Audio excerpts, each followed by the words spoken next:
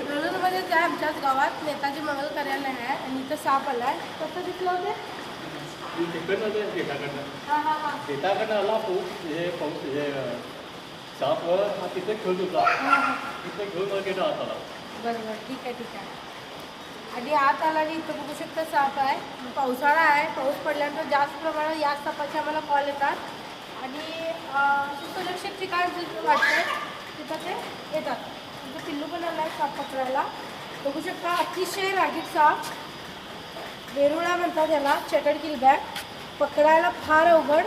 आता पकडते मी त्याला, बघूया तो अटॅक करतोय कसं होतंय तुम्ही बघा. हा करून नुसतं चावायलाच आहे. त्याला अलगद पकडलंय, सतत नुसता चावायला येतोय. आपल्या चमडीमधून किंवा गुदाशयामधून घाणेरडा वास सोडते, ही सापाची खासियत आहे. आणि आता सापाला पकडायचं म्हणजे शेपटीलाच पकडावं लागतं आहे, पण ही शेपूटच तो गोल गोल फिरून कट करून पळून जाते. ऑलरेडी याची शेपूट पूर्णपणे कट आहे आणि मला पकडायला सुद्धा येत नाही आहे, तरीसुद्धा तो गोल गोल फिरून शेपूट आपली कट करून पळून जाते. ही या सापाची खासियत आहे. फार रागीट साप आहे या जातीतला. ही जातच रागीट, पण त्यातल्या त्यात पण हा फार रागीट साप आहे आणि फार मोठा आहे. साईजनं सुद्धा फार मोठा पूर्ण वयाचा साप आहे हा. चॅटर्ड किलबॅक म्हणजेच वेरुळ जातीचा साप. नेताजी मंगल कार्यालय वेळूरमधलंच हे कार्यालय आहे आणि कार्यालयामध्ये साप आला. बघू शकता फार रागीट साप. हे बघा असं गोल गोल फिरतोय आणि शेपूट जी आहे ती कट करून पळून जातोय.